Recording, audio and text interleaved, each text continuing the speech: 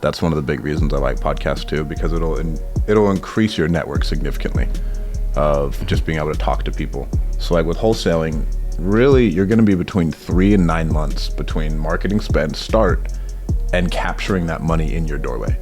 So I'm spending money for 9 months, let's say, to make my money, which freaks me out. With our VA company, we can post on social and then we can capture $3,000.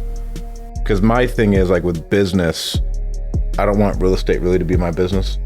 I would rather have my businesses that I can build and sell, and then use real estate for the really massive benefits that you have, which is like the tax depreciation, the cash flow, the debt pay down. So I really just have to keep going at it until I get the result I want.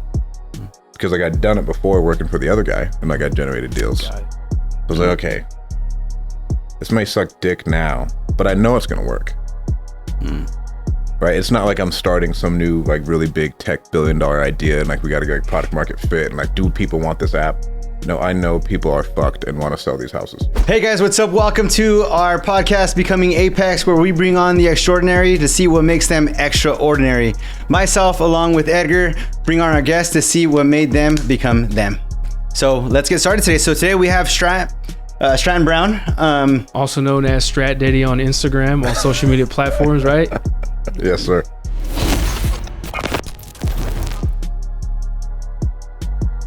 Yeah, man. Thanks so much for coming on, bro. We're pretty pumped to have you on board. Like tell us a little bit about yourself and what you got going on right now. Tell us. My name's Stratton Brown. I'm from Bluffdale, Utah, a really small town in Utah. I grew up on like an acre, riding horses. I wanted to be a professional skateboarder before I wanted to be a pro football player, until my dad sat me down and said, either you're going to watch the football games or you're going to play in the football games. And so I had to give up my skater boy dreams. And then high school, I had a scholarship out to colleges in 3 different sports. Ended up playing football, went to Fresno State, tried out for the Seahawks. Absolutely nothing came from it. At that point in time, my girlfriend was pregnant, had our little boy on the way.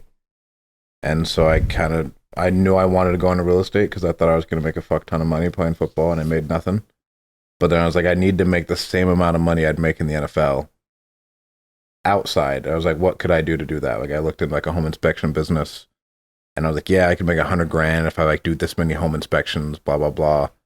I did a mock inspection and I went through a crawl space. It was fucking terrible. And so I didn't end up doing that. I ended up working for Jake met him, Alan, for like 1.5 years and really helped him like build his company. Then I broke off on my own, proceeded to go broke really again for, I want to say like a whole year, like 9 months. I went broke for like 9 months. If I could, bananas and rice is like all me and my son ate. At that point in time, my son was probably 6 months to like 1.5 years old. Yeah. And we were just like dead broke, and it was me and my son against the world for a while. And then we closed a really big deal, like for like 30 grand. And then that's when I really started to like wholesale a lot. And then we've like transitioned, and right now we honestly don't even wholesale a lot of houses. We really do like storage or commercial stuff. And I'm looking to buy like bigger stuff. We put an offer on like 55 houses here in town a couple weeks ago that ended up falling out. Me and my partner Kyle we thought we were going to get about a 91 unit portfolio up where one of our storage facilities is. And so I'm moving towards that to where I have, because my thing is like with business, I don't want real estate really to be my business. I would rather have my businesses that I can build and sell, and then use real estate for the really massive benefits that you have, which is like the tax depreciation, the cash flow, the debt pay down. Then that's awesome. And then you can use it for what it is. And then if you do flip some stuff on the side, awesome. But my passion is like actually like running businesses and growing businesses, and then eventually hopefully having a big exit. So right now, because I know I did a little bit of research on you myself, and I know that you do the wholesaling. And you guys have Deal Champs. I did see that. That was pretty awesome. I saw your story on Saturday. You got a line around the block. That was pretty cool. You do the wholesaling. I know you do storage. You have a VA company as well. Yeah. Built multiple 7-figure companies. What where did it start? I mean, I know you mentioned the wholesaling was kind of the first thing. Was that like the main vein that kind of got you to? Yeah, wholesaling is what allowed me to start. The first company was Call Magicians, because like at a point in time, I was using a bunch of different companies to like fill my need. I was going through all these call centers, none of them were working, and so eventually I just like brought it all in house. Okay. Right. And then a bunch of people were like, oh, wow, like, I love what you have going on with all your VAs. Could you help me out with this? And I was like, oh, well, I could probably turn this into a little business. Okay. Right. And then we took that company to $1 million in the first 18 months. That's awesome, man. I mean, but at the same time, you got that COVID wave, like looking back at it, right? Like to where you don't want to inflate your head too much, right? Like the dude's making $10 million a year doing mortgages during the COVID wave. What was their true skill set? Like how much of that was COVID? How much of that was like you and your talents, right? Like it's a combination of both. Being in mortgage, we know a little bit about that. So you were doing wholesaling, like flipping, selling homes. I've only flipped one house. Oh wow, okay. And it was terrible. Okay. So can you elaborate on like what that was? Was it just like buying and selling at a profit and scale? Yeah, so we would just essentially lock a property up at X amount, and then we would assign it in escrow to someone else for, let's say, a $30,000 fee. Okay. And that's all we do. And then we just wipe our hands and keep the machine rolling. And that was where the Call Magicians came from, right? I'm assuming you were just kind of like, hey, in order for me. Call Magicians was to service that company for me initially. And then a bunch of other people started coming to me. I was like, okay, we could probably make a little bit of money doing this. Okay. So what is Call Magicians like? Call Magicians was just essentially a call center. So like we built it up to 100 plus employees during that time, and it got pretty big. And then I broke up with my partner, and then I pivoted it because I think with AI coming in, and like I'm looking into like, okay, how can we build out like a really good AI caller? If I'm thinking about it, companies with significantly larger budgets are thinking the same thing, and they're already like there. You know what I'm saying? Yeah. So I wanted to like look down the road and be like, okay, if I'm gonna do this, what are the odds of it being around like really over even the next 4 years? Because AI moves so fast. And so that's why we did just like, okay, we'll call it virtualhelp.io is the name of that company. And we help people staff very specific roles with overseas employees. And to where eventually we want to do it to where we can because we've brought in operations people, we've brought in sales people for our own companies, to where it'll be really hard to replace sales and it's really hard to replace operations. It's really easy to replace a cold caller, right? If someone like falls off, I can go just find someone new. As long as we have the training system, we can plug and play and develop that person to be able to go again. And whenever there's cold calling, there's a lot of turnover. I was going to say, I did have your company help me out, and dude, I'm super satisfied so far, and it's been great. Thank you. Definitely going to plug that in. But I do want to go back in time where you were saying that you're eating bananas and rice. Dude, it's an interesting combo. This is the come up story, right? For how long? You said a couple of months, right?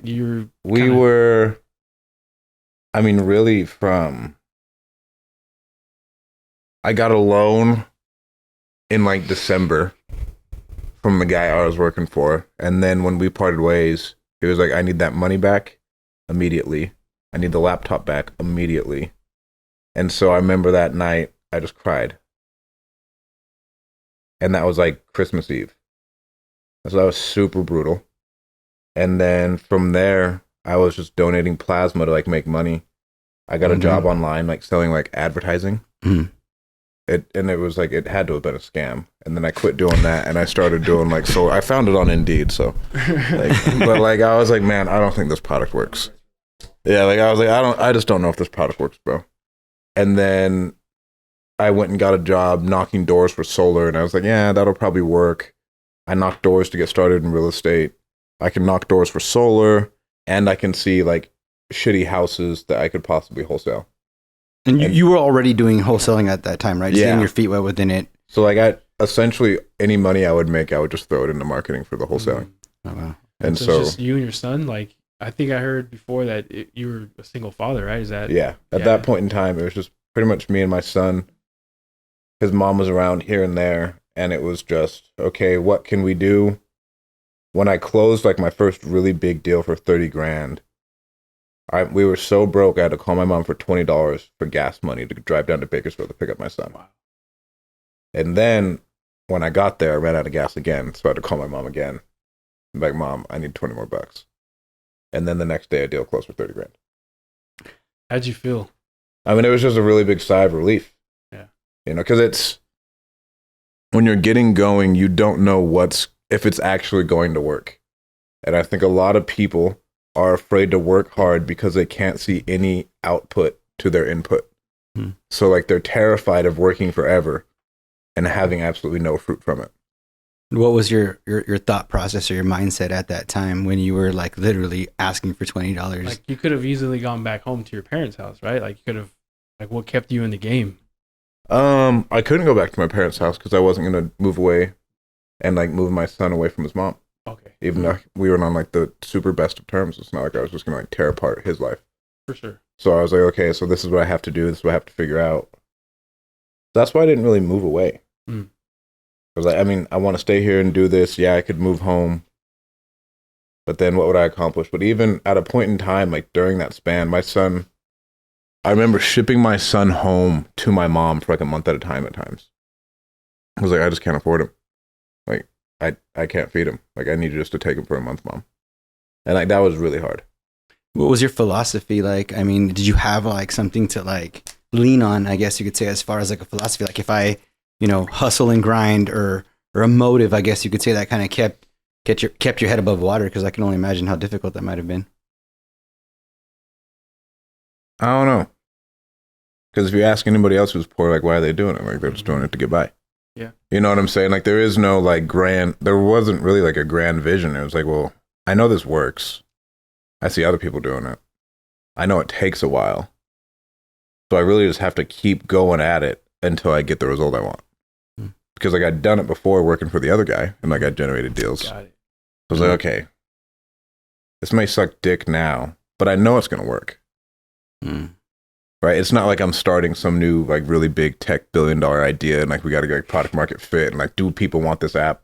No, I know people are fucked and want to sell these houses. So we just got to buy a good one. It's finding out the why, right? Like the reasoning as to why it would sell. Because I had a friend of mine that he was telling me, he's like, I just don't, like, he's in farming, and he was just like, there's no money in this business. And I was like, think about it. Is there other people like killing it in that business, like doing exactly what you're doing, but doing really, really well? Way better. And he's just like, yeah. And I was like, well, then it's possible. Exactly. Yeah. That's the biggest. I tell people that all the time. They're like, oh, there's no money in it. Well, someone is doing it better than you and operating it better.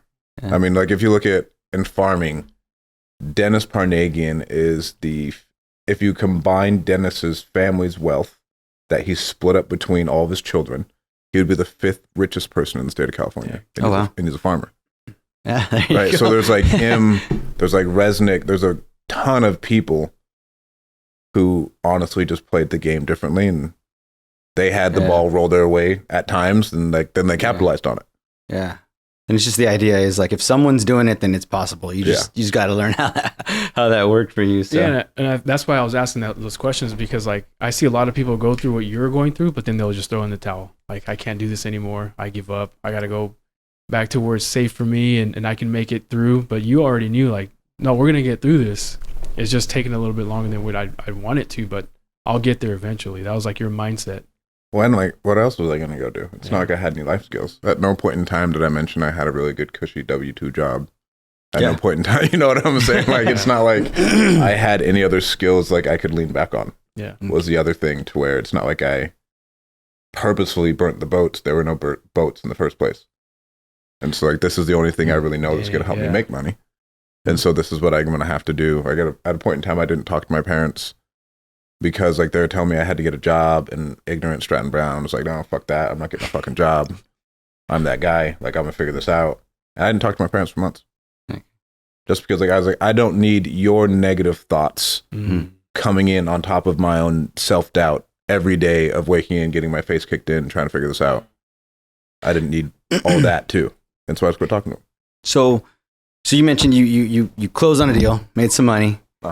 Was that just like the fire that was lit that like just created this snowball effect after that, or what was next after that as far as like that growth pattern, I guess you could say?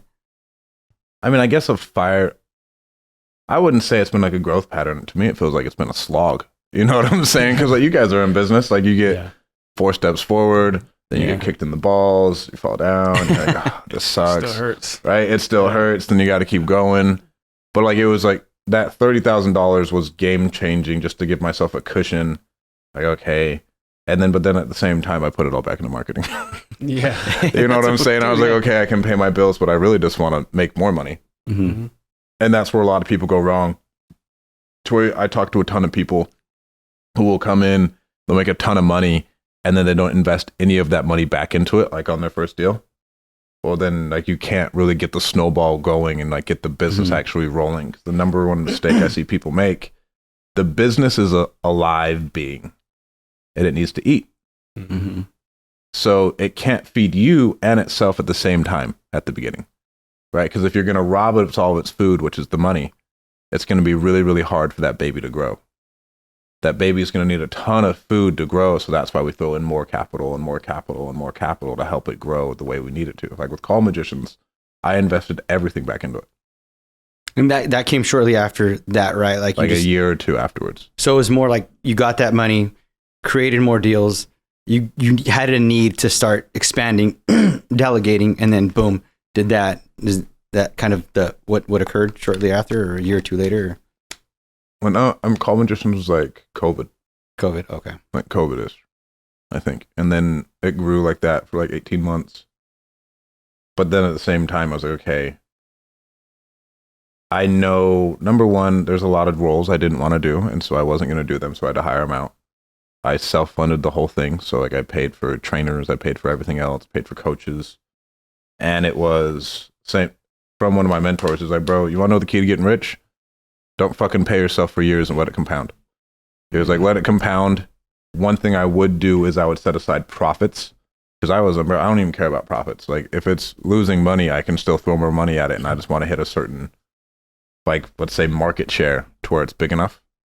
But then at that same time, you sacrifice all that for what? Like, where's your profits at the end of it? Yeah. And I love that you mentioned the feeding the baby scenario. That's money right there. and I know that for sure, because I remember the first year that I broke six figures, I was so happy. And I remember looking at my W-2 and being like, all right, cool. And then looking at my bank account and being like, there's nothing there. There's very little. And it's because you'd make it and you spend it just as fast as you were making it. Yeah. And true growth comes from feeding it and growing it and investing in mentorships and investing that money back into the business. Exactly. I feel as though I fought that cat and mouse game for a long time, and I'm just now getting to a place where I know that, I mean, you got to feed the baby a bottle. If not, you got to grow a monster, right? Yeah. Like essentially that's what you're doing. You're growing these dragons or whatever you want to call them. They got to get big. They got to eat a lot. And I think that's kind of where I'm coming in with this new business idea. It's like, dude, I'm trying to own the entire process. Mortgage, the house you're selling, the product, because I'm buying, off market. The real estate side, I got my wife doing the real estate side of the transaction. And then I just want to own the entire process. And I take a page or a page out of the playbook from like what developers are doing. They buy the ground, they buy the dirt, they build the product, they have their in-house lender, they use their money or private money, and boom, they're making millions. So it's like, that's my pivot right now, because I think AI and all these changes in technology, what's happening, it's starting to shrink the profit margins for a mortgage company. So how do you make more money? Not just being a mortgage company. It's just like, well, it's like doing all that. And it's kind of what you're doing essentially, from what it sounds like. You're building these strong foundations where it's like, now you can plug in one of your businesses to help revitalize another business. Like you can bring up another business from the ground up if they're struggling. Or is that kind of what you're doing too now, is you're scoping out what other businesses are out there that you can kind of take over or inherit or buy out or something like that? Eventually that's the plan. But whenever I look at like a new opportunity, I want to make sure it aligns with the skill set that I already have and the skill set that I've built. And so I'm not going and I'm learning like an entirely new thing, right? Because then if I'm going to go and I have to learn, like, let's say mortgages, but I am 20 years behind you two. Like, why would I go do that? Right. To where I want to find something to where, okay, I know I can figure out the widget I need to sell very fast. I already know how to do certain types of marketing. I already know how to build sales teams. I already know how to lead. So what vehicle matches up with my current skill set that I can go into that I can just grow, right? So whenever I'm looking at something like, okay, what can I do where I can grow it with social media and I can grow it with cold calling? Because I know I'm really good at those two things for marketing, and that makes it really easy, because the hardest part of the beginning, right, is just getting leads. Right. Like, how can we just get people to talk to who we can monetize? And so if I have that skill set, let's say for this call center we started up for ERC, we spun it up in like a month, and I was talking to my mentor, like, yeah, bro, I don't know. I was like, bro, you already know what to do. He's like, you've already built out a massive call center. You've already led sales teams. So why not just build out the same thing? You have to learn some different widgets. But now we did that, and then we took that company to $1 million in 18 months. Right. And so, but it's... see that they're a collection company, right? No. So we helped people get the employee retention credit. Sorry. Yeah. Right. And it wasn't, there was a ton of scammers out there, right? We weren't scamming people. Right. It was like, hey, you can get X amount of dollars based off of whatever happened. Right. So we're helping small businesses get a bunch of money. But that's all it was just building out a virtual call center, building out a virtual sales team, putting in place like all the systems we needed, and then just kind of letting it run. Yeah. And after, obviously, you build the foundation and everything else. But the reason everybody says if all the rich people lost all their money, they'd get it all back again is because they've had to learn so much over that span of time to get there. Obviously, the trust fund kids and everything else wouldn't. But then the people who've had to like build those skill sets over time of how to market, how to sell, how to lead, all those things compound on themselves, and then they're probably creative enough to like, okay, I see an opportunity here. Let's see what we can go capture.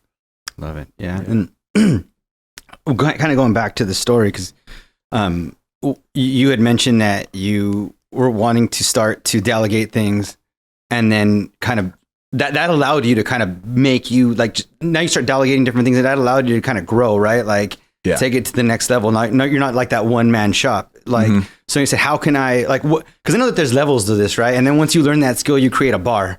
And then you go above that bar, and then you create a new bar for yourself. And then that's your bottom line. And then you continue. That goes back to what you mentioned a little bit ago, is that like the person that has that skill set, you already know once you get to that third, fourth, fifth bar, like you know how to get there super easy. You're already there, right? That's your new bar. Yeah, so you created that level that now you're there, and you're like, all right, well, I'm here. How do I go to the next one? And I'm going to assume that was when you started to like delegate, and you did the VAs, and you did the call center things. So how do I spread myself to just, is that what it was? Like, how do I like at the beginning, it was really just to make like a couple $1,000s a month. Like I didn't have like some like grand vision or anything else. Now it's looking at it. It's like, okay, what can I build that's a sellable asset to where if I build out this company, someone will come pay me X amount of dollars of my net profit at the end of the day.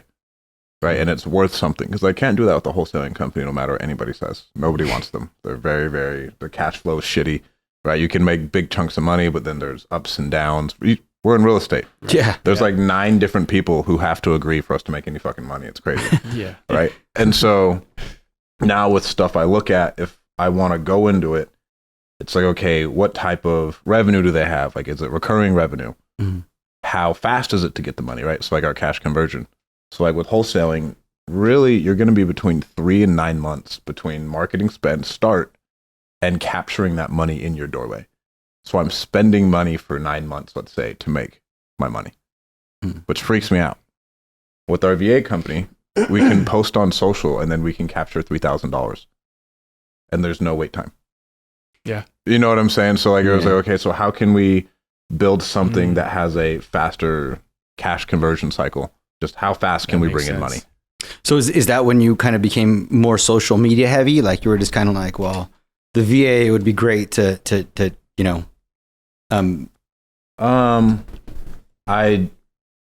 this is gonna sound stupid, but like one day I called my friend Steve, and I was like, bro, I'm gonna be a guru. And so I legit, if you go back on my social media, you'll see like the first videos I posted of me just like talking at my phone, talking about what I read that day. Because I went to this mastermind in Arizona. I was the smallest fish there, and there was like Ryan Pineda, Matt Larson, these dudes who own Batch Skip Tracing, Carlos Reyes, like all these really, really big players in the real estate game. We talked zero about real estate, and this is in like, I want to say like 2019. It was all about how can you build like your social media. Wow. And like I was just there to like try and learn. I thought I was going to learn about real estate, and not once did they talk about real estate. So it really all comes of down it was to brand. Personal branding, right? Yeah, all of it was how can we build a brand to like really grow it. And they didn't even know why they were doing it. It's like, hey, at that point in time, I think Carlos was doing a lot of education. Pineda hadn't even really started yet. And then Matt Larson was kind of doing some stuff, but now I think he's crushing with his brand. And so it was, okay, yeah, so I guess I should probably like take this seriously if all these guys are telling. And it's because I went to WealthCon this a couple weeks ago, actually, in Vegas. Yeah. So that was the first time I've ever even gone to a mastermind or an event of that, a conference, I guess you could say, of that sort. I've been to mortgage related ones, very mortgage specific, and you kind of get that a little bit, but because it's so mortgage specific, it's just mortgage, right? Like you said, you guys didn't even talk about real estate. And I didn't realize that a lot of Ryan Pineda's like come up was like 2020. Like when he really started hitting and bringing people on and going. He crushed TikTok. And I'm like, that's so crazy because that's like a couple of years ago. I mean, in my mind, because I started following him on YouTube and in social media and stuff, and I was like, oh, this guy's been doing this forever, like for sure. Like he got in, you know, those people they say it didn't happen overnight. Like you just saw me recently, but I've been doing this for 10 years or whatever it was. And I'm like, dang, this guy just came into like the game. I mean, I'm sure he was doing it before, or he was obviously, but like came into the social media game in 2020, and now he's, you know, doing crazy stuff now on social media. So that's pretty cool. And excuse me, you mentioned masterminds. Like I went to that event, came back, and I was like, dang, I was around a lot of people that just thought differently. And like I follow a couple guys that like on YouTube and they talk about this. One in particular, that I remember off the top of my head was Erwin McManus. He says that he does like masterminds with guys that are worth like 100 million, for example. Yeah. And I'm like, dang, to be a fly on that wall. You know what I mean? Like just because, you know, it's just this level up mindset that is like resonating amongst all you guys, that even if you're not there, you will get there because you see them, you touch them, they're real, they're right there. I think I heard one of your podcasts that you had mentioned you met some guy that was worth did like a couple 100 million a year.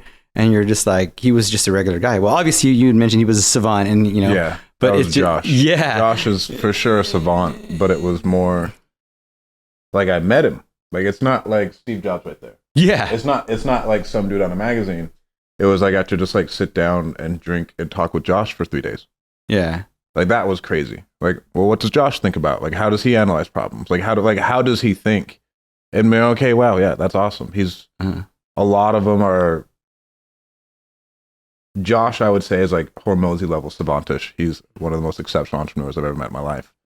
But there's plenty of other people to where, okay, let's say if I follow the same thing, I won't get there in the same amount of time Josh did, but I can still get there, right? It's just the fact that you know someone who got there. Like, because all of these people to me are fake. Oprah's fake. I've never met Oprah. You know what I'm saying? Like, there's no like tangibility to it. Yeah. When you shake someone's hand and you meet them and you see that they're real and like they think the same way you do, they're human. Yeah. I'm sure they have vices and all those other things. For whatever reason, I was like, okay, yeah, that's awesome. And it was like, wow, I'm thinking too small. At that Josh was my same age and he was doing $200 million a year. Yeah. So I was like, wow, I'm thinking too small. Like what? When he was younger, his mentor was a dude who took 3 different companies public. And he has been talking to him since he was 12 years old. Wow. See, it's all about getting exposed to the right people and also retaining that information and also asking for more, right? So like, I would say you're someone that keeps your mind sharp. You're surrounding yourself with the right people, like you, Jason, Dean, having the deal champs together and all that stuff. Like, what do you do on a daily basis to keep your mind sharp and just keep growing? Oh man, what do I, to keep my mind? I mean, I read every day. Yeah. I would say about it. I listen to a lot of podcasts, listen to a lot of books. I will try and identify a skill I'm lacking, and then I'll just try and go balls to the wall on all the content I can to just absorb it all and then apply it to where I need it to, is another way. Because like it's one thing to consume a bunch of content, but if it's not doing anything for you and you can't apply it directly, then it's really just entertainment. It's not really education. Yeah.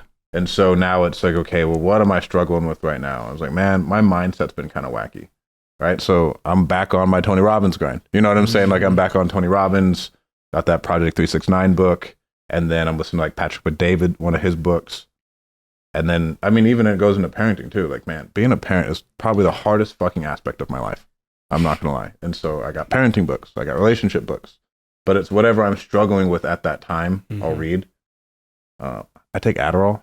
Adderall's pretty dope, I'm not gonna lie. What else? What's the sharkmode.com? Sharkmood.com. Yeah. I got Jake on some armodafinil. That stuff's pretty good. I seen you've been you do the 75 hard regularly, right? I think you mentioned I failed this weekend. I went 3 days with like 3 hours of sleep a night. Oh. And so because me, Dean, and Jason got together on Friday, and we went balls to the wall, and I worked out until like 3 a.m. And then I had to wake up at like, no, I worked out till 2. I woke up at 4, and I finished my presentation for our Deal Champs event. Mm-hmm. But again, that's my fault because I could have done that presentation earlier in the week. Wait, you guys worked out at midnight? I did, yeah. Oh, you did? Because me and Savage. Dean went and had to go do a bunch of stuff, set up for everything. And so I was like, fuck, all right. I drop off Dean after we got done like eating some pizza or whatever. I was like, all right, well, I got to go work out. Is that because you didn't miss your workout for the day? Or Yeah, you it's because I didn't get my workout done earlier that day. That says a lot right there. That's huge right there. But then the bitch came out.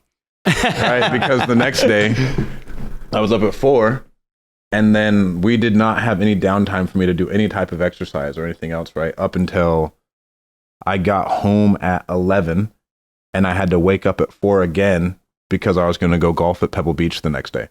I saw that. And I was like, Nice. yeah, I'm a bitch. I'm not going to fucking work out, wait another 3 hours, work out, and then sleep for 30 minutes, drive to Pebble Beach and keep going. That'd suck. Yeah. But then it goes into like the self-reflection of how could I have prevented this? Mm-hmm. Yeah. And it was for sure the crux of it was I should have done my presentation earlier in the week. So is that like your non-negotiable? What are your non-negotiables? Because it's obvious that working out has to happen. I mean, Working out has to happen for like mentally. Is that like a 7 days a week, 5 days a week? Do you have 7 like a days certain week. every single day? Yeah, I work out every day. That's what's That's up, cool, man. man. Yeah. And it's funny because like yesterday I kind of had an off day and I woke up that morning and I wasn't feeling my workout.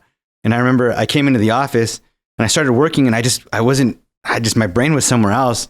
So I just said, you know what? I happened to that day because I didn't have any meetings or anything like that. So I came like in sweats and a hoodie and I went to the gym. I just went to GP3 right here. Yeah. I was like, I gotta get my mind right. I went and got a quick workout, came back and got back to work. But you know, that goes to showing that. So, to get my mind right. So, and I try to do 7 days a week. Every once in a while I'll take like a day off or I'll half-ass a day where I'll just do I like lose my momentum, and I'm such a fucking lazy slob to where if I stop for one day, it's really easy for me to fall off. Mm-hmm. And so I found that I'm a very binary person to where like, no, I just work out every day. And I got this from Hormozy too. He's like, if you just make it a decision to where this is life, the decision is significantly easier on you. Yeah. So it's not even a non-negotiable, I would say. It's like some hardcore thing. It's like, no, I know myself.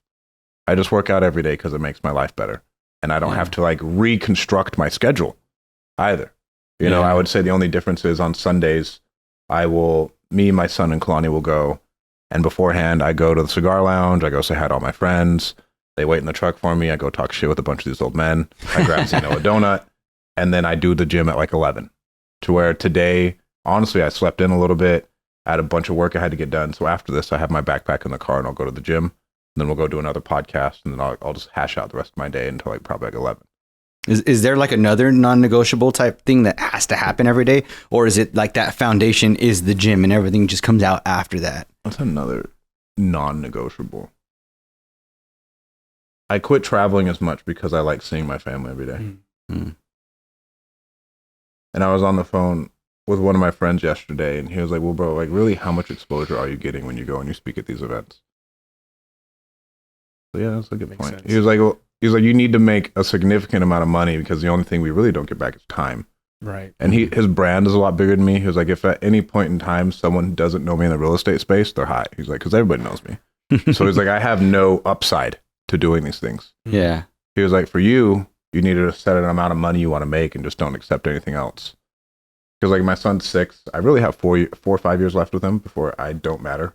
Right. Yeah. I mean, you know what I'm saying? I was a dude, terrible teenager. Like I didn't want anything to do with my parents. Mhm. Right? Because as soon as like they're 10, 11, now you're like in the preteen, like you're like worried about the way you look, the way everything goes on. You really start to become conscious. He doesn't care about dad anymore.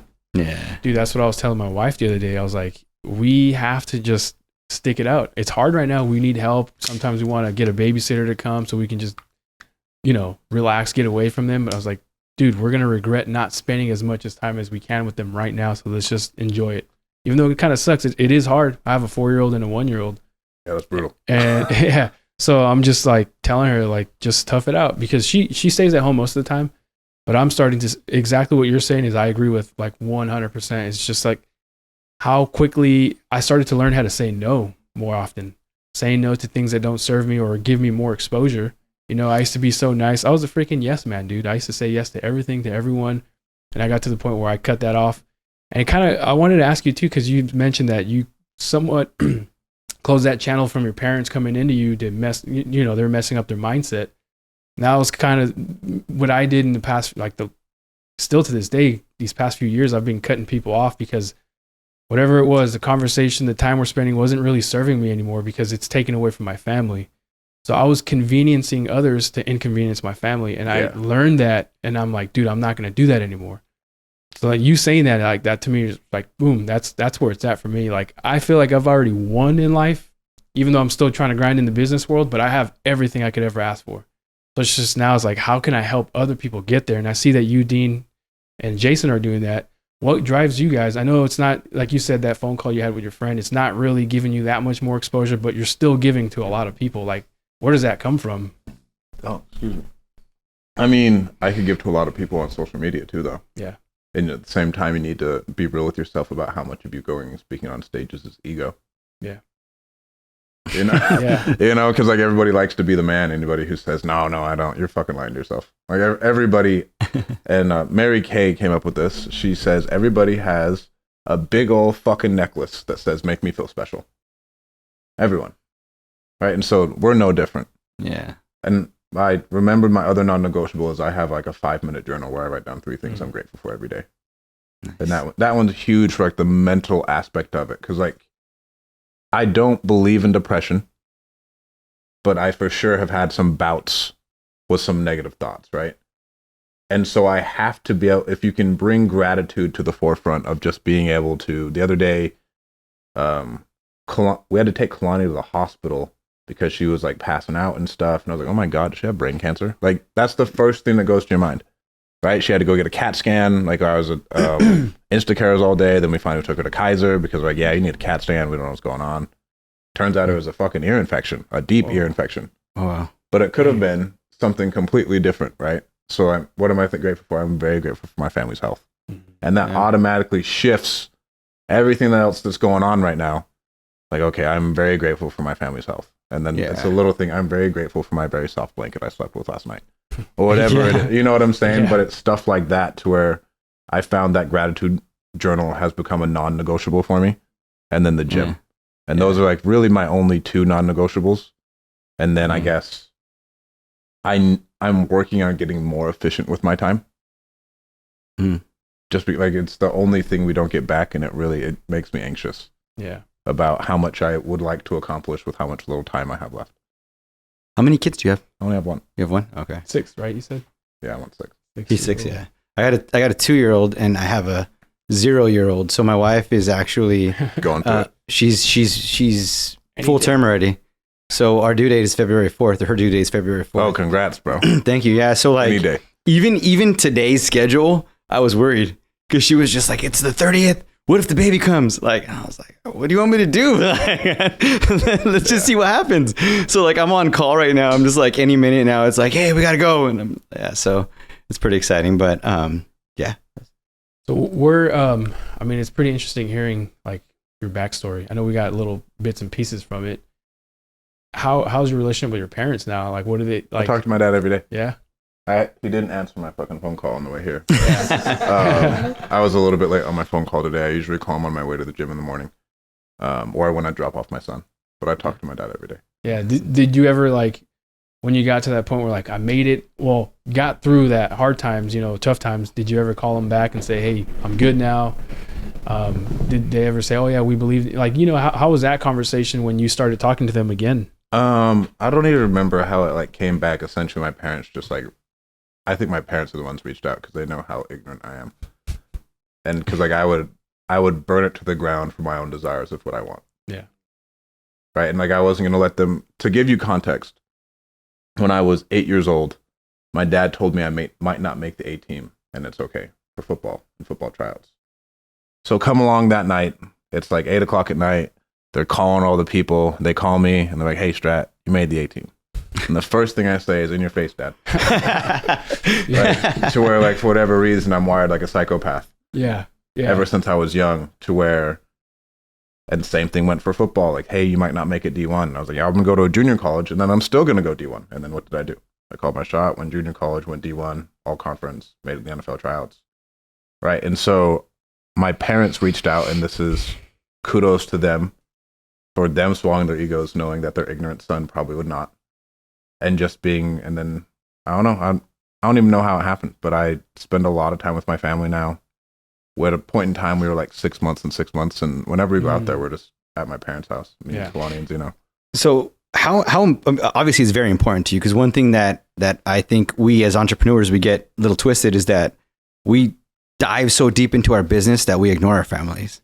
And that's one thing, especially myself and Edgar, being that we became partners, we always said, right, like, let's focus on our goals, but let's like make sure that is like the main thing. You still make time for them. You grind it out. Yeah. But like the business can wait, or you gotta like calm it down at some point, because I know that there's been times when I get so obsessed with it, and maybe that's a strength or a power. That's probably one of the reasons why I guess we become entrepreneurs, is that it's like you become so obsessed with it that it's like, dude, it's 8 o'clock. What are you still doing on your laptop? Like, stop that. Like, you don't need to be doing something. You know what I mean? Like every time you, or give them time, whether if it's 8 o'clock, then you probably did it early or vice versa, but still make sure that there's a lot of time for your family. So how, like, it's obvious that's very important to you.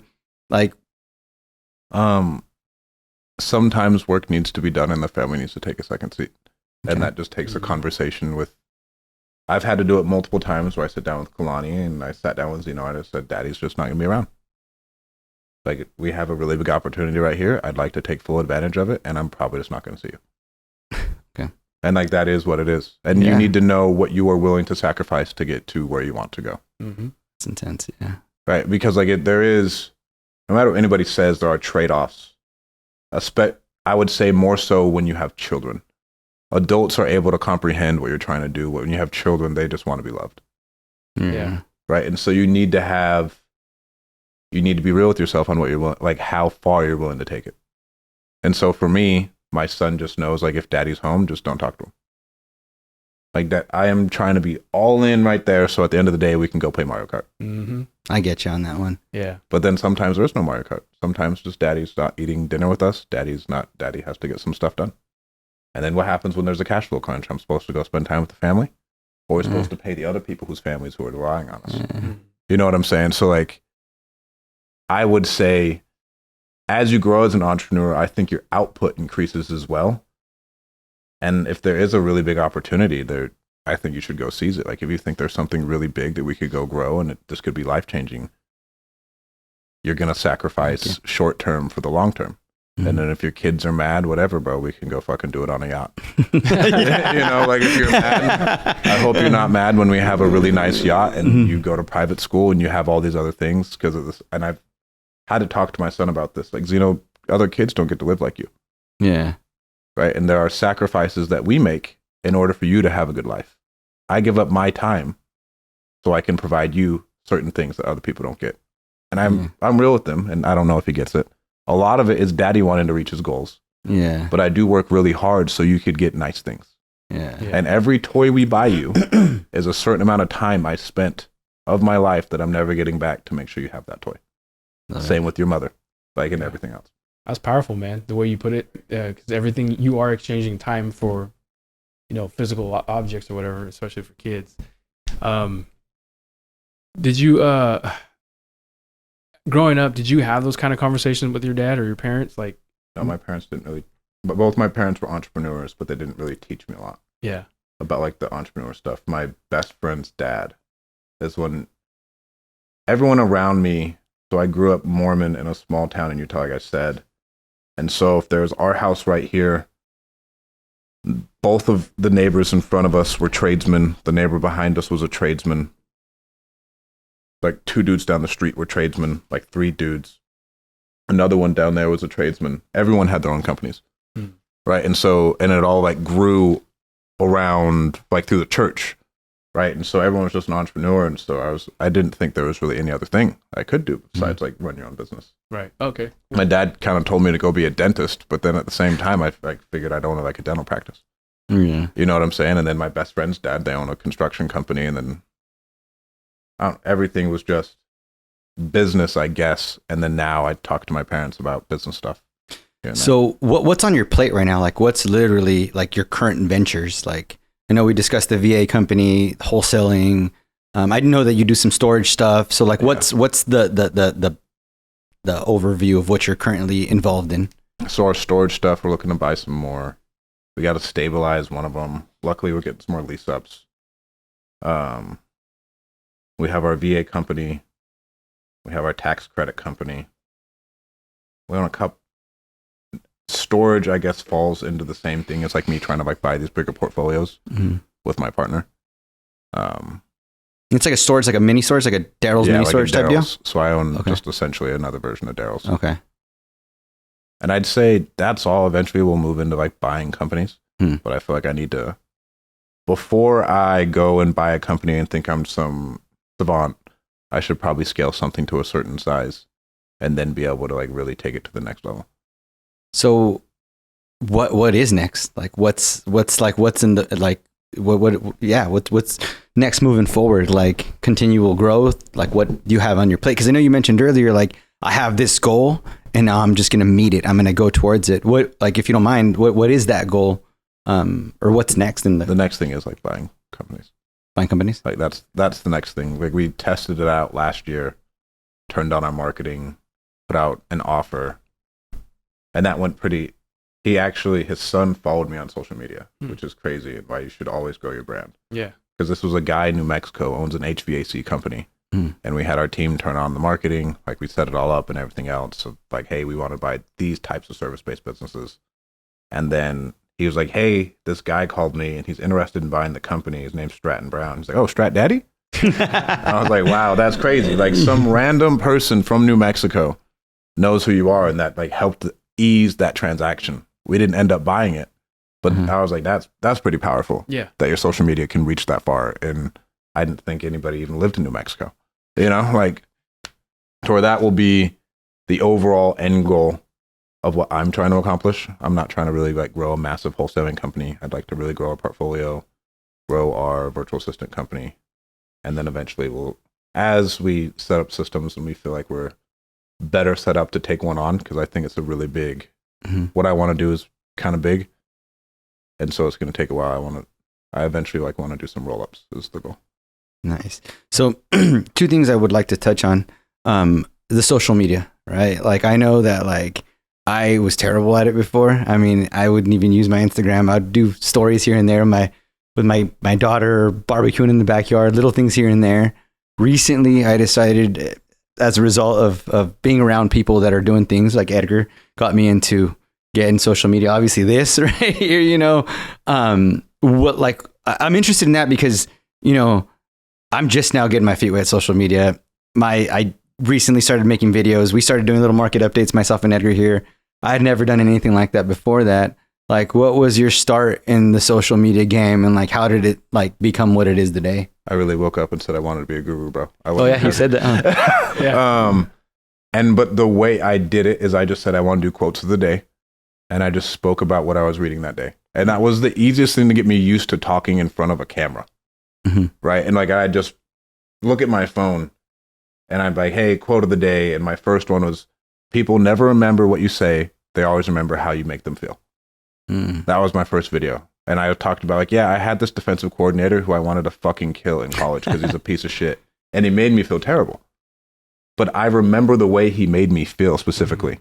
I don't remember what he said, but I remembered I needed to beat his ass because of the way he spoke to me. Right. And so that was my first video. And then I'd do it when I was pushing my son in the stroller. And I'm like, hey, quote of the day, I just got done listening to this. And then eventually I started to learn how to like edit on my phone and post them up when they were doing that. And then we built out like an in-house editing team to edit them out. But I think the podcast thing is the easiest thing because like it's an hour's worth of content. And then one thing I'm working on now, I don't like planning my podcasts, but now when I'm thinking of a question I want to ask, I want it to be very, very hook-like. Because that is the best way to kill 2 birds with 1 stone. Right. And I know that has a higher likelihood of like at least trending. Right? Because like now you're fighting for so much attention on social media. Like I'm competing with you. I'm competing with every other influencer. I'm competing with Budweiser. I'm competing with Coke. Like you name it, I'm competing with all these massive companies. So I need to make quality content, but at the same time, I need to put out as much as possible. and it has to be relatable too. And I think that's where I was telling him yesterday, I was like, I kind of want to like set you up with some really good like questions where then your answer, I'm already like editing it in my head. Like I want some nice clean reels to come out of this to post, because that's what people need to see. People don't always have that hour to spend to watch an entire podcast, but they will watch that reel.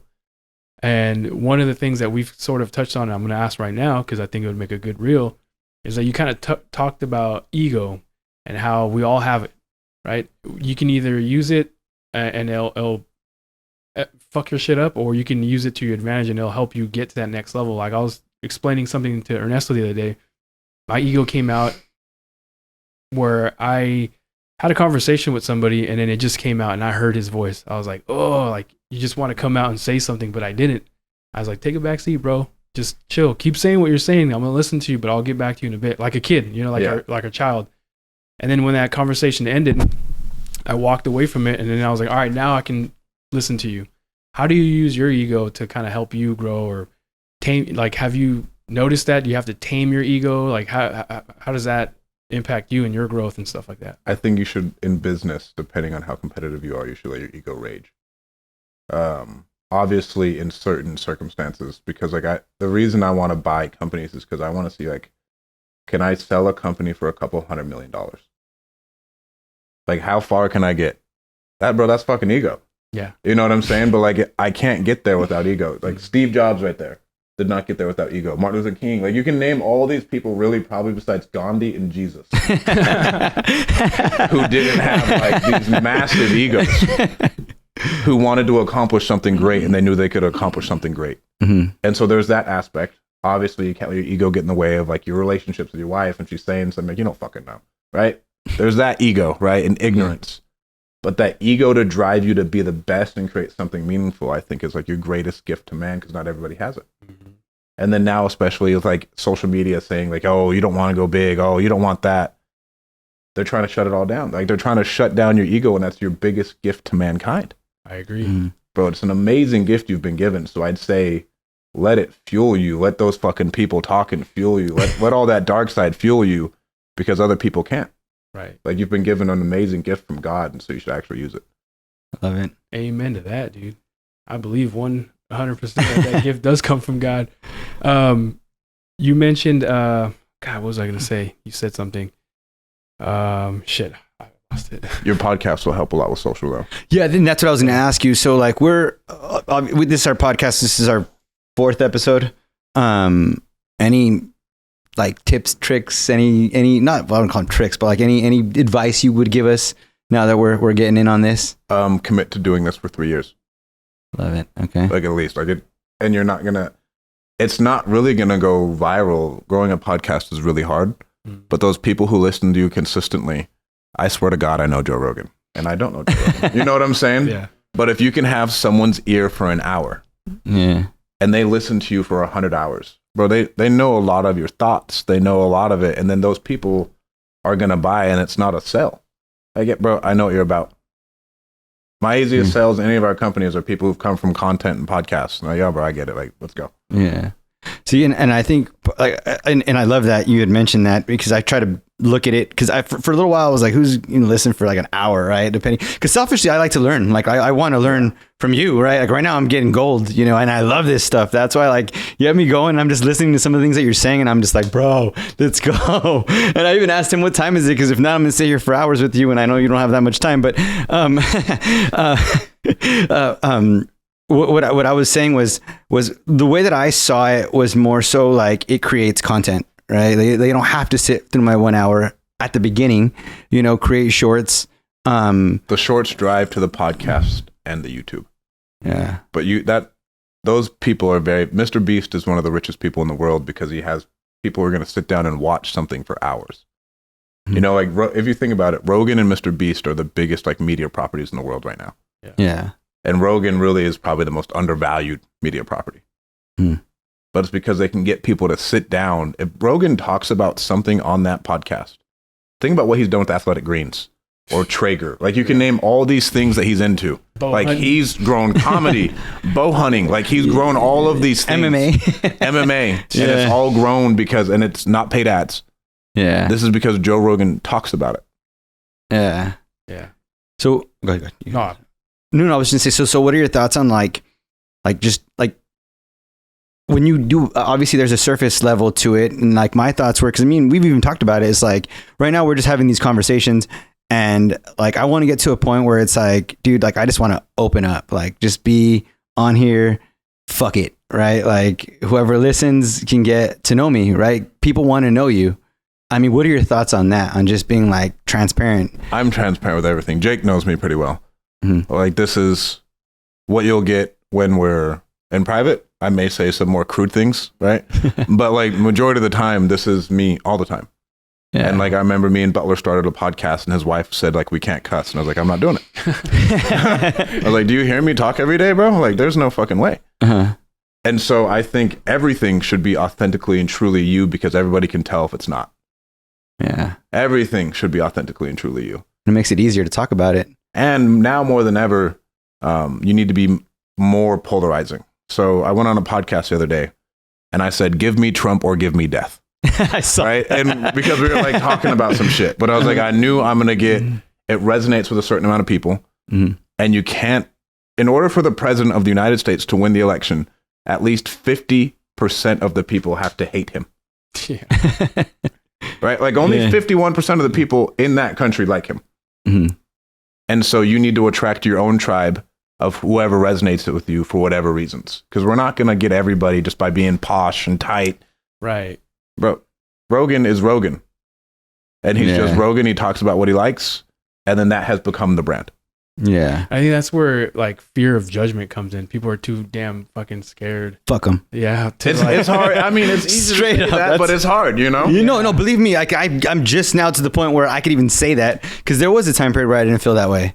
Really, literally, it was like uncomfortable for me. I remember when we first told me like, let's do a podcast, and I'm like, no, like I don't want to. Like, you know, you feel uncomfortable, like just everything. And then it got to a point where I had to like, because again, the part of this, and the thing is becoming Apex. It's literally our podcast. We want to, what makes people great? What makes them? Because I want to eventually get there. You know, I'm not there yet. I'm in the road to it. I'm studying it, and I'm learning off of you. I'm learning off Jason, the people that we've had, my wife, our wives that came on our podcast not too long ago, our first guest who we were quiet the whole time because we were nervous, you know, like there's that aspect to it. You know what I mean? But I did struggle with that a lot. Huge. Like it was like, who the fuck am I to be on here and talking, you know, like yeah. But you're you. Yeah, exactly. Yeah. That's what let me ask you this. Did you ever deal with imposter syndrome? Every day, bro. Every day? Every day. I deal with it now. I mean, at all times. Yeah. I feel like everybody's, and that goes into any true entrepreneur has very, very large insecurities and inadequacies that they're dealing with. And they're trying to fill that ego for one reason or another, and they can't. Dude, that ego is a fucking monster, bro. You know, if you know how to use that thing, like, that's what, like, when you were saying I was getting all fired up, I was like, fuck yeah, dude. Because there's people that say, oh, put your, no, don't do it. No, you got to let him come out. Take the chains off when it's in business, you know, like let him roam. One thing, because this conversation that we're having, I love it, right? Like me and Edgar have these conversations. That's why we decided to start a podcast on it, because we just love it. And like, obviously I'm learning, I'm trying to implement the actions of the things that I'm learning. And I have a long road to go on for the growth. Like, how do you feel about having, because I felt it like where I've tried to have these conversations with some friends and like, dude, what the fuck are you talking about, dude? Like talking about growth and you want to be this, do you want to do that? Like, hold your horses, bro, chill out. And like, at first it was kind of like a dang, that sucks. But then I'm like, well, maybe I just don't have that conversation with you, right? Or with that particular person. You have to like, create a new friend group. It's really, really hard. And even two of my best friends from high school, we do a lot of stuff together, but then I can't really talk to them about like growth stuff. It's just, I mean, I talk to Dean a lot. Who else do I talk to? I talk to my dad a lot. I talk to Dean a lot. I talk to Kalani a lot. And a couple other friends in one of my masterminds. But like, I don't have like a super large friend group. And it's not like on the weekends, it's as you grow and like you start to see like the time barrier where I don't have time to go fuck off on the weekends. It's I gotta go stuff with my kids. You know, like I gotta go do stuff with Zeno. I still gotta get a date night in. Yeah. Right. And so like you'll start to just evolve. And then sometimes you go do stuff with them still. But then you're just gonna start to feel it not be congruent. And then you're going to be like, well, why do I even go around? Mm-hmm. So like a lot of my friends from college, it's hard for me to go there because I want to talk about one thing. They're talking about other stuff that I want to blow my brains out with. Right. And I don't want to come off as better than them. Right. And that's not what it is at all. It's not what is entertaining to me anymore. Mm-hmm. Right. If you all of a sudden you're into MMA, but then you become a soccer guy, you're going to find soccer friends. It's no different. It's like whatever is your palate, and life is too short to put yourself in a situation you don't want to be in. That's what I call frequency, man. Your frequency Yeah, is your way frequency higher. of it. Like, well, and it's your frequency could go higher, and then the people who see you, and then eventually, like, their frequency starts to change, they'll come back into your life. Like, I've had one of my best friends in college. We didn't really talk anymore because I went on this like this journey, right, of whatever the self-development and entrepreneurship shit is. Yeah, that's where I feel I'm at right now. Yeah. And then he started to reach out to me because he started to buy some real estate, and we started to talk more. And it's not just frequency, but it's congruency with like what you're interested in. You know what I'm saying? Like, and so it's really, really hard. And it doesn't have to be like, oh, I'm cutting you off. I would just start looking for new people who I can spend time with who are interested in the same things, because you were friends with them because you were interested in the same things. Yeah. And it's funny because I've read books that say that, and I never really truly understood. I understood it, but I'm like, no, I just seem to be like, hey, bro, I'm not your friend anymore type deal. But like, you start thinking about it, because I was talking to another good friend of mine who we talk like this. Like we like, you know what I mean? Like we connect when it comes to this type of talk, right? Growth and all that stuff. And I was like, and I think at that point it was kind of hitting me that I'm like, dang, like I can't have that same conversation over here, because I almost feel like there's like that, you think you're too good, or what do you even, type. And that's what kills me the most, is because I don't want to come off as that way. Exactly. But that's where it has to come to, like, fuck it. Yeah.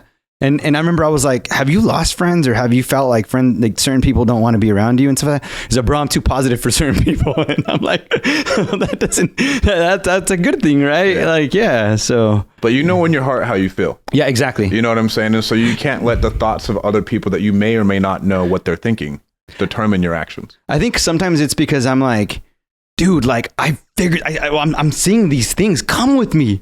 Like literally, I want to show you what I'm seeing because it's freaking cool. Like come through, and like I'm trying to, and it's like, oh, you're boasting. And I'm like, yeah, I'm excited because I saw something that I didn't see before. I want you to see it with me. And now I'm a dick, and I just wanted your thoughts on that, because we actually had a conversation about it yesterday, because dude, me and this guy, we'll sit here and we'll have these conversations, and I'm like, bro, this would have been a cool podcast. Like this conversation that we had would have been such a dope podcast, but it's like, we're at that frequency that we want to grow. And that's why like, it's so exciting for me, because like bringing on the guests that we want to continue to bring on is to like have that and like level up to them, right? Like get to them, like, be that bridge to a certain degree. We were talking about that a little earlier, and like I just fired me up, right? Just because I'm like, you get it, like I'm trying to get to where you're at, and it's cool. Yeah. And like we can talk about real estate all day, but I mean, you probably talk about real estate all the time, but we don't really have these kind of open conversations with other individuals about frequency, growth, F the haters, be able to get uncomfortable, don't be afraid of being judged. Like those are not your average conversations. And now it's just like building a brand. This is what you got to do. This is how you got to keep growing and whatnot. So that's why I can sit in here and talk all day too. But, it gets to the point where you just have to keep going, move on. But so how much time we got? Good. No. What time is it? Well, it's once. Fuck it, bro. I'll just go to the gym later. We can just keep going. Sure, we could. We'll taper it out right now. No, bro, I already lost my time. We're good. Okay. We're good. I'll just go to the gym later. Well, that's a compliment, bro. I appreciate it. Yeah. That's why I want to be conscious of your time too right now. So I just got excited, man. You gave me all fired up, bro. I put myself on a very tight schedule today, so don't worry about it. Appreciate it, man. Thank you. But we'll start wrapping up. We'll start at 1:35. All right, we got like 10 minutes. Yeah. Okay. Cool. Yeah. So yeah, dude. I mean, that's kind of where like these kind of conversations. I don't know how you feel about having them with people that you've just met. I mean, I hope you get something from this. Like, what do you like from our conversation right now? Like, what are you getting out of it? I'm just kind of curious. I want to go into your head. Like, what do I get out of this? Yeah, because you came in here, and you're just like, who the fuck are these guys? Yeah, not at all. Not at all. What do I get out of this? Obviously, it's good for my brand. Mm-hmm. What else do I got out of this? I get exposure. I do like podcasts because I get to have like a deeper conversation and build relationships with people. That's one of the big reasons I like podcasts too, because it'll increase your network significantly of just being able to talk to people. What else do I get out of this? I don't know. I like coming on them. Like, just call it like an ego thing. Yeah. Having Like, fun. Yeah. Yeah, it's fun. We get to talk shit. Yeah. And then hopefully we get to help out someone who's listening to it. Who Exactly. Yeah. Because me coming and doing this will introduce me to a completely different audience of people. And hopefully my message resonates with some of them. And then eventually they will use some of our products or services. Yeah. Or I just help them overall with like, hey, if you're going through a hard time, this is what it looks like. Here's probably the way you should be thinking. Okay. Now, me, obviously, like doing a little bit of research on how to podcast, I did that. I hadn't done that with any of our episodes before that. And this one, I was kind of like, I want to be a little bit more prepared. One thing that I thought was pretty cool was a question, right? Like, what is one thing you wish someone would ask you, and how would you answer that? This is a tough one. That is a good one. What is one thing? You'd even call like a younger you, like, or just anybody trying to get to where you're at right now. I'm Or just trying to think. I think it would be, how do you get through the hard times? oh, I love it. Because I mean, on social media, everything is great. To where all of my friends who I know, who like I'm actually friends with, and we talk about business, my life sucks like majority of the time during the day because my job is to solve the problems that no one else wants to solve. Mm-hmm. And so that sucks. And so how do I get through that? And it's like, I don't like, working out helps me. Having my own little things, like, you know what? I get to watch One Piece tonight with my girlfriend. But like, it's right. One Piece. One Piece is dope, Jake. I don't care what you say. One Piece. What is that? A show? It's an anime. Like, it's just. Oh. An anime. I was wondering how. But and then being able to now create moments with me and my family, to where like on Sunday I went to Pebble Beach. That was really fun to go with my friends.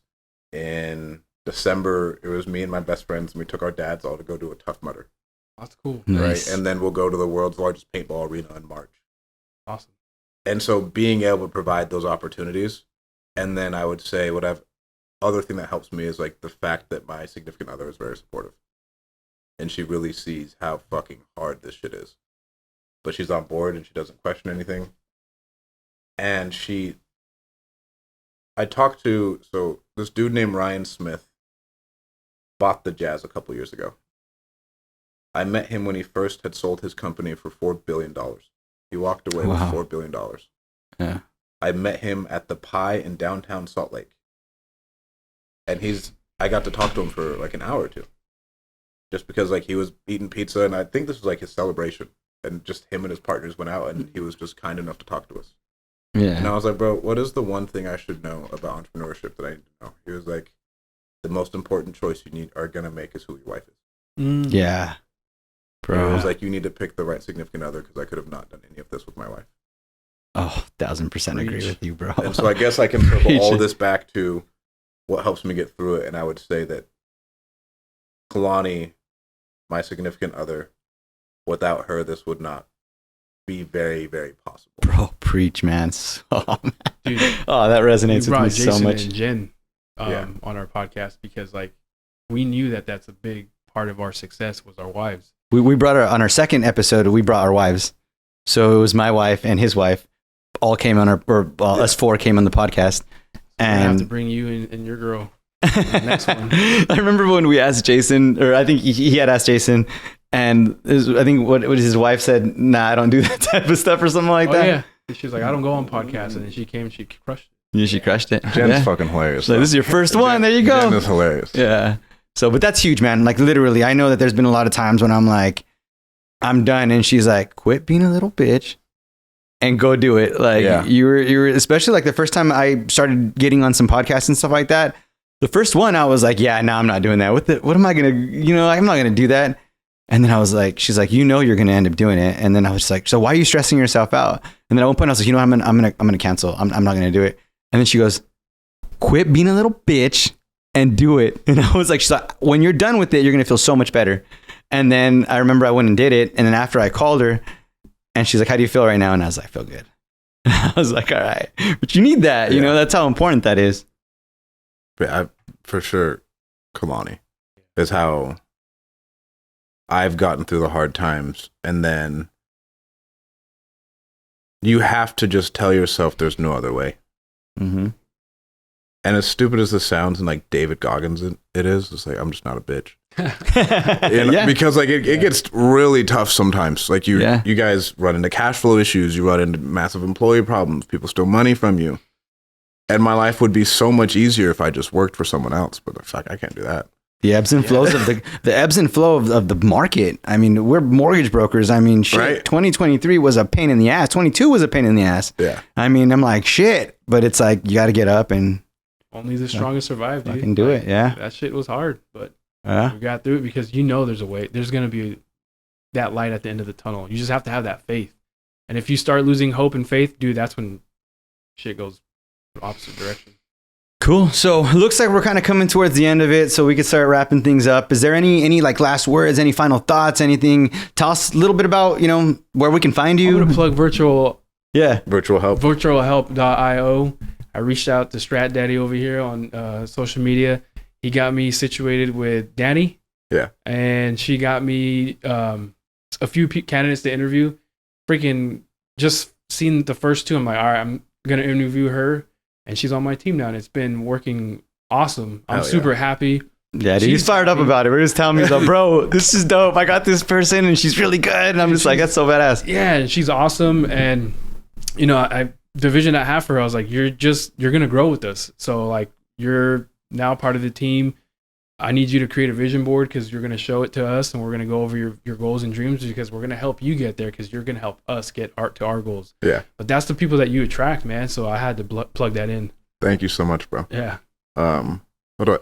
We got an event on April 19th and 20th here in Fresno, the Deal Champ Summit. I saw that. Is that going to be at Table Mountain, right? Table Mountain. Oh, dude, that's so badass. Man. And for this, probably mostly local people listening to this right now.